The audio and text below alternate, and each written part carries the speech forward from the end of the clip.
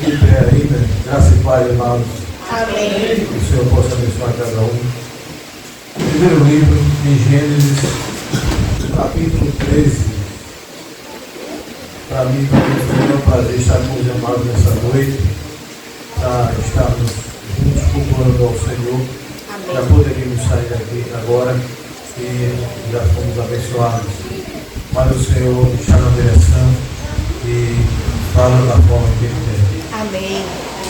Gênesis, capítulo 13, começando com o versículo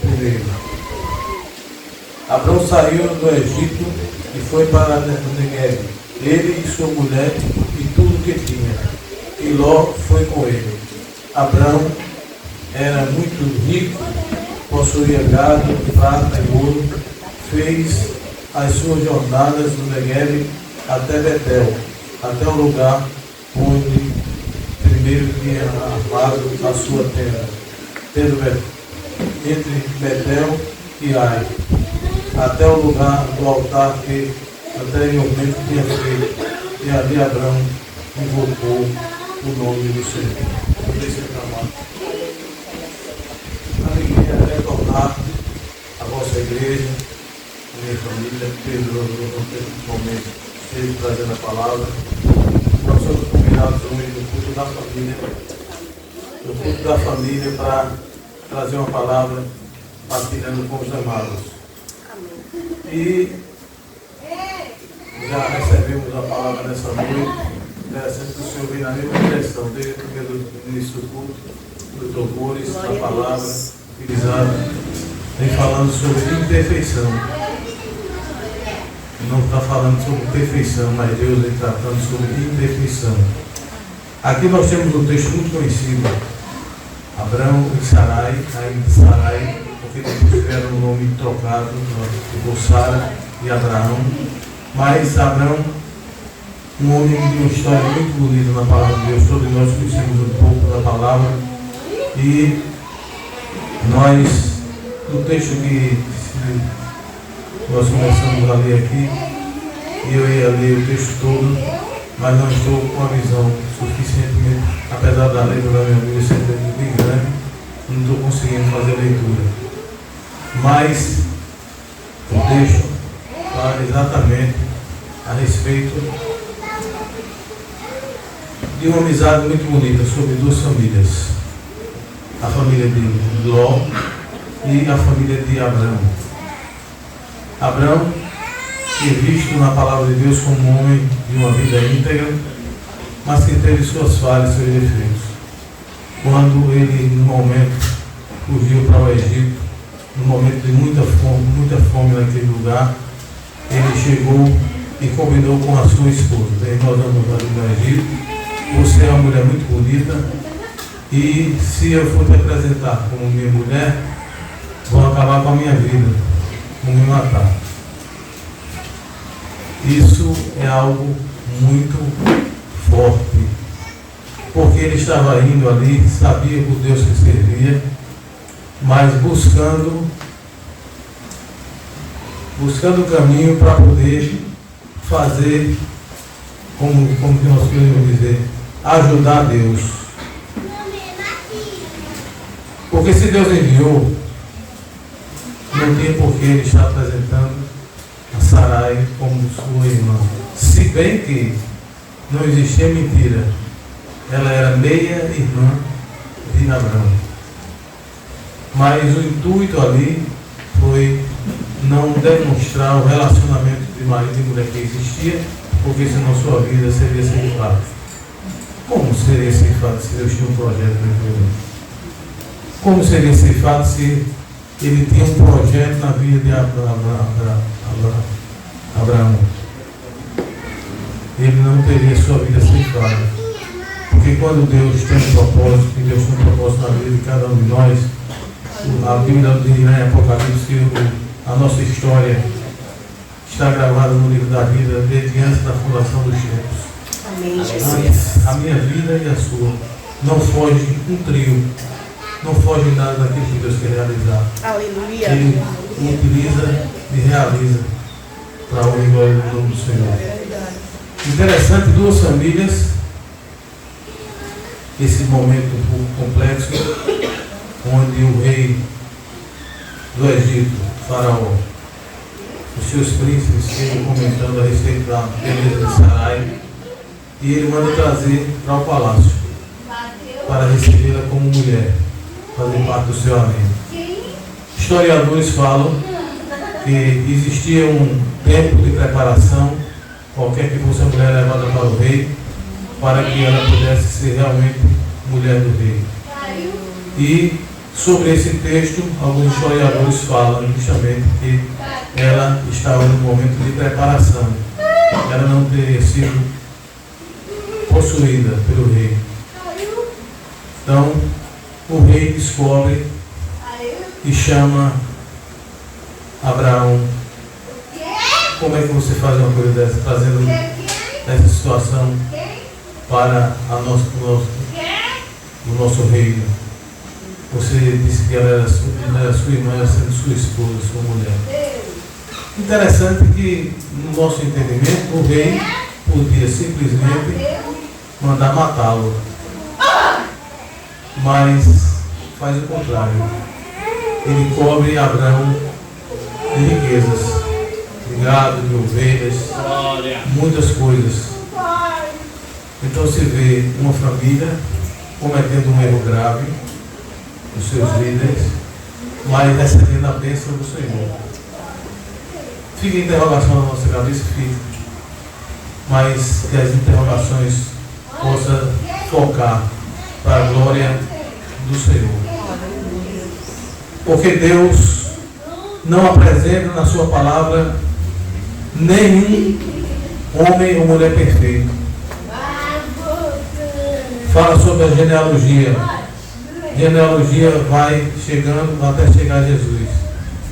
E Jesus não faz parte da genealogia de José, né? Ele veio na adoção. Então Deus tem os seus propósitos em tudo.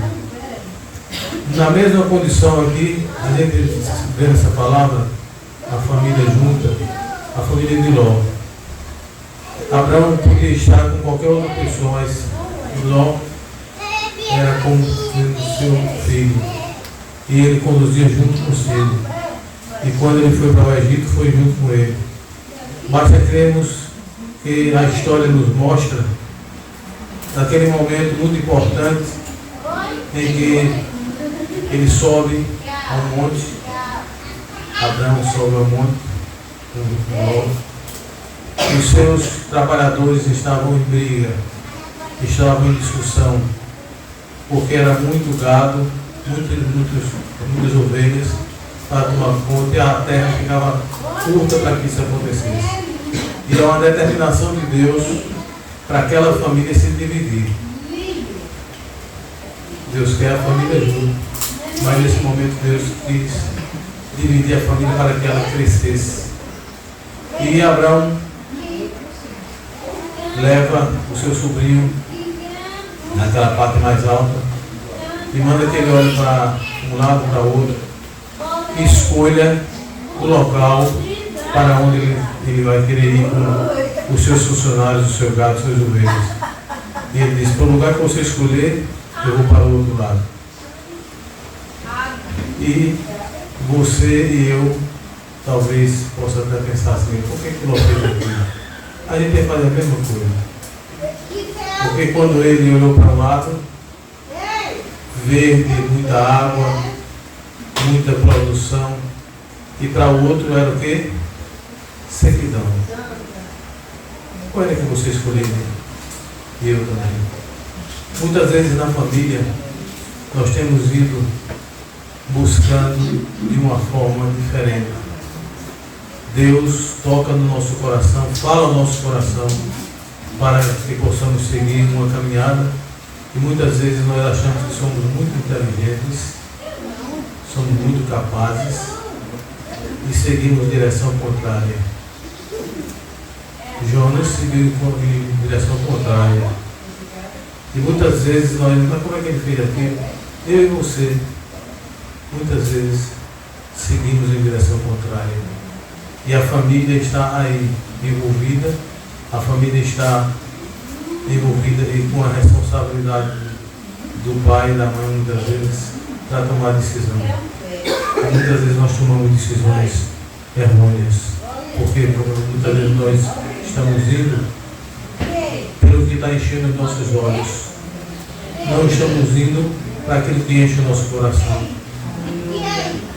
O rei Davi, quando foi escolhido, dos sete filhos, e todos desfilaram ali na presença do profeta, e Davi não tinha nenhuma aparência com seus irmãos.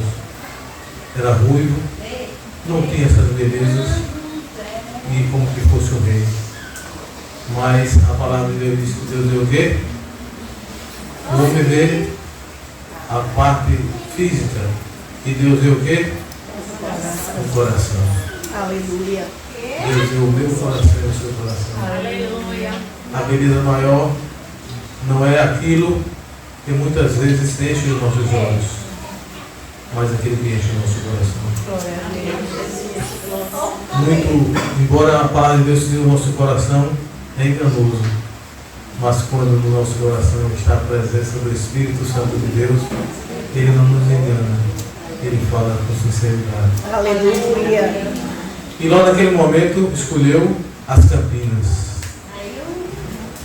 E Abraão podia naquele momento ficar, puxa vida, eu sou o responsável, eu sou o tio, eu vou simplesmente escolher o melhor, aquele que enche os meus olhos, e a outra parte fica com ele. Não, porque Abraão sabia o Deus que servia. Aleluia. Deus sabia o melhor para ele. Na minha vida e na sua vida, na minha família e na sua família, nós precisamos buscar mais confiar no Senhor. Precisamos mais ir pelo Espírito Santo que habita em nós para tomarmos nossas decisões, do que aquilo que enche os nossos olhos, daquilo que enche a presença quando a gente olha dele. Duas famílias, uma só, que agora se divide, e a tomada de decisão de Ló foi errônea, porque ele foi pelo que ele. Mas com Abraão, o Senhor chama ele e mostra em direção de um lado para outro, na outra direção, e diz: toda essa terra será tua, a terra da promessa. Ele deu promessa.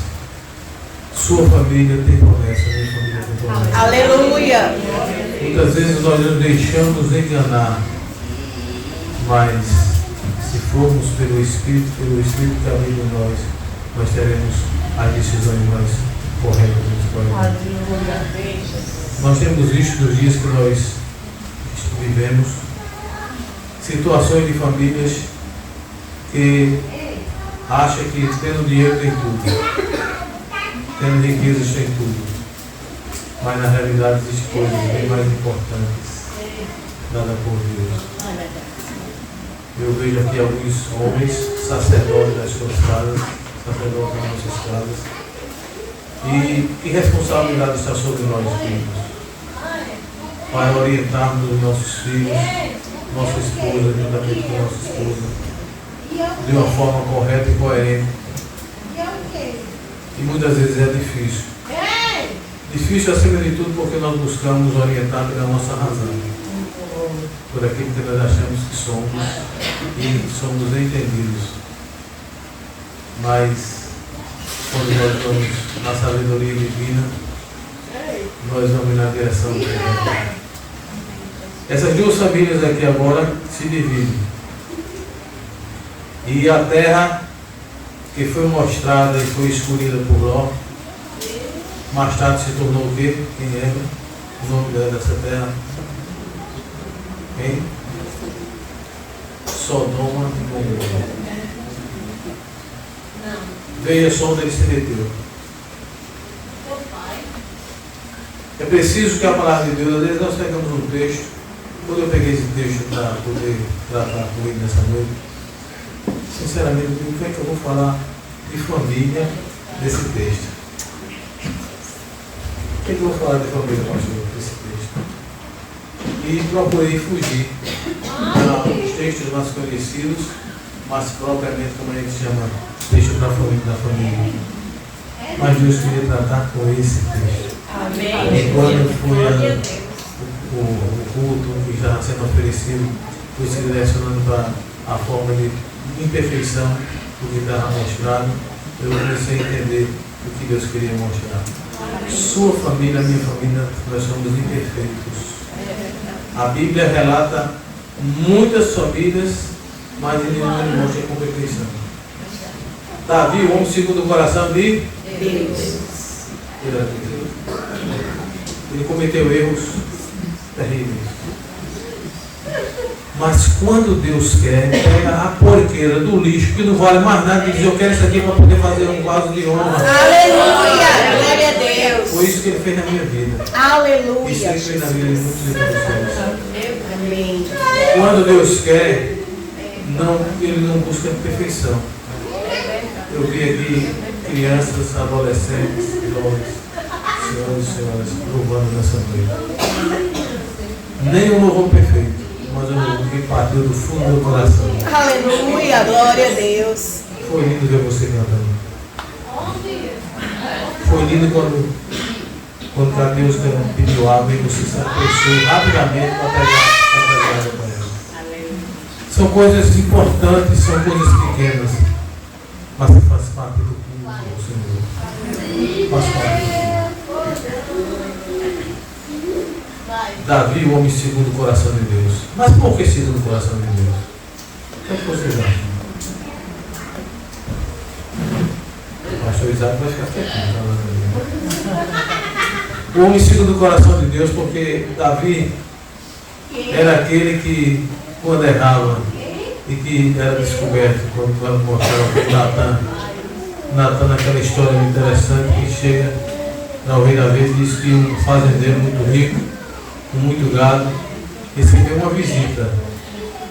E essa visita que ele recebeu, ele pegou do seu vizinho, que só tinha uma ovelha, pegou a ovelha, a única daquele vizinho, que era a ovelha que comia comida no prato, como diz, e matou para oferecer. E quando Natan revelou isso para o rei Davi, a Bíblia diz que o rei Davi irou-se. De que é digno de morte. Aí Natan disse: esse homem é chuva. Ele podia naquele momento mandar matar Natan, mas reconheceu o erro e consertou sua vida com o Senhor. Lá no Salmo 51 fala justamente naquele momento que ele cai sobre o seu rosto, aquela tristeza, justamente porque aquilo que ele cometeu. E Deus perdoou e perdoa. Deus está pronto para perdoar a sua vida e a minha vida. Amém, Jesus. A sua família e a minha família nessa noite precisamos de conserto. Precisamos cada dia mais de conserto. Voltando ao texto, embora o erro cometido por Abraão, mas Deus livrou e deu sucesso naquela empreitada daquele dia. Mas logo foi diferente. E foi o que aconteceu com o de Ló. Transformou-se em estátua de sal.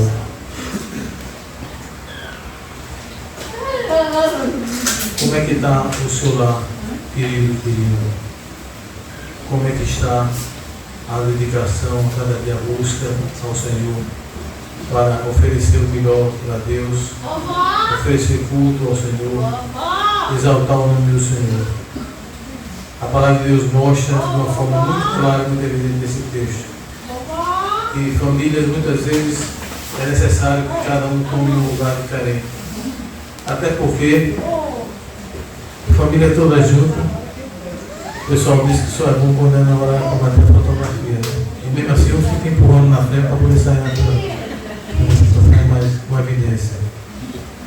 Mas a família é difícil, tem problemas, tem dificuldades, mas é preciso que tenha a presença de Deus. Com a presença de Deus na família, muitas coisas são perdoadas. é aprumado. O caminho deixa de ser tortuoso para ser aprumado. E é possível que o casal viva em unidade. Viva em união. Por quê? Porque você casou com uma pessoa perfeita? Não. Não existe ninguém perfeito. Todos nós temos imperfeições, mas precisamos buscar no Senhor e aprender, acima de tudo, a perdoar. Não é fácil. Mas pastor Hernandes de Lopes, ele diz assim: quando a pessoa não perdoa, ela vive com um inimigo, né? Um inimigo junto com dele. Porque quando ele acorda de manhã, ele lembra que não perdoou aquela pessoa. Passa o dia lembrando que não perdoou. À noite vai dormir, antes de dormir, ele sempre que não perdoou. E quem sofre mais é quem não perdoa. Porque muitas vezes a outra pessoa não está nem aí. Não está nem com conhecimento.